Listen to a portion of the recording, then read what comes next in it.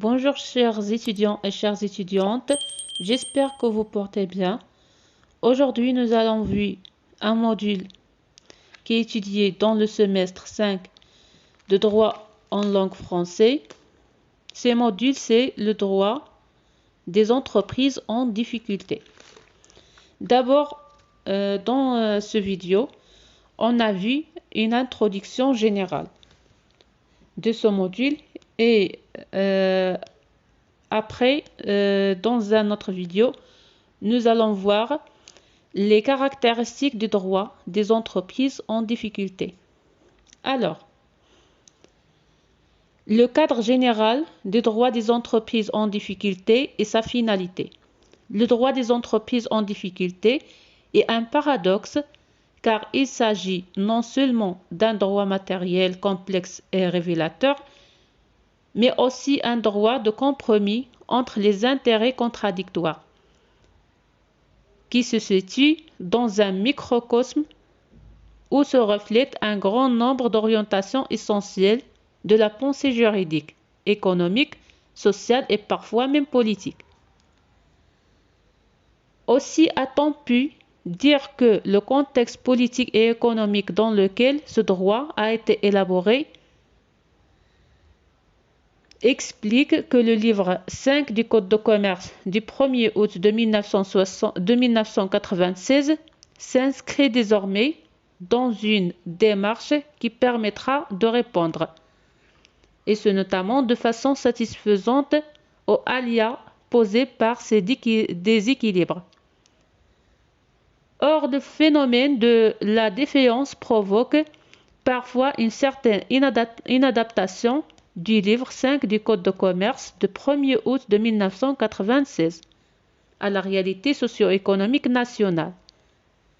C'est ce qui suscite parfois d'énormes questions de son échec d'application, faute de quoi la présente loi est parfois en échec de prévenir les difficultés de la continuité d'exploitation de l'entreprise. Ou bien le droit nécessite en soi-même une prévention, ou bien la prévention doit être surnaturelle. En effet, la finalité actuelle du droit des entreprises en difficulté est d'abord d'ordre économique et social, car la survie des entités économiques est considérée selon le législateur comme un enjeu économique et social considérable. Cette survie s'inscrit davantage dans une conception à la fois de prévention, de sauvegarde et de traitement judiciaire des difficultés de l'entreprise. Elle doit être assurée dès lors que la preuve économique de la viabilité de l'entreprise est démontrée. Ce droit doit nécessairement permettre et conduire à cette finalité à condition que cette viabilité soit véritablement établie. Or, ce droit se situe au cœur des difficultés les plus vives qu'amène l'évolution technologique et économique.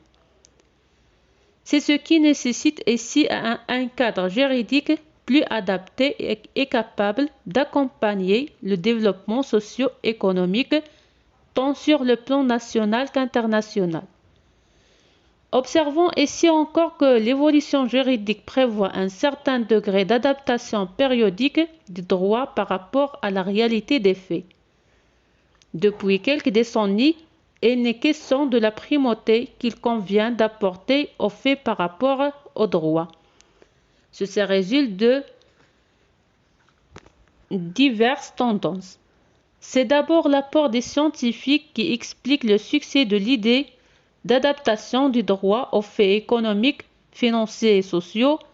Le droit ne serait pas seulement l'art de construire des règles juridiques en recourant à certains procédés techniques particuliers. Le juriste, ce serait avant tout celui qui réalise un effort scientifique de constatation et d'analyse de ces faits. Il est indiscutable qu'un dispositif juridique ne puisse être réalisé sérieusement que sur l'appréciation de certains faits. La question est seulement de savoir si ceci d'avoir constitué une donnée parmi d'autres, ou si l'objet même de l'œuvre juridique est d'adapter nécessairement la vision juridique à la réalité des faits économiques. C'est dire de ce constat d'adaptation que le droit des entreprises en difficulté est un droit bâti sur la base d'une unité économique et financière défaillante. Or, l'idée de l'adaptation s'inscrit désormais dans une démarche qui tend à éviter d'une manière précoce les difficultés des entreprises. C'est notamment de faire évoluer un droit qui émane de la pratique et pour la pratique. À cet égard, le droit des entreprises en difficulté devra être construit pour cette finalité. Merci mes chers amis à votre attention et j'espère que cette introduction est claire et à la prochaine vidéo Inch'Allah.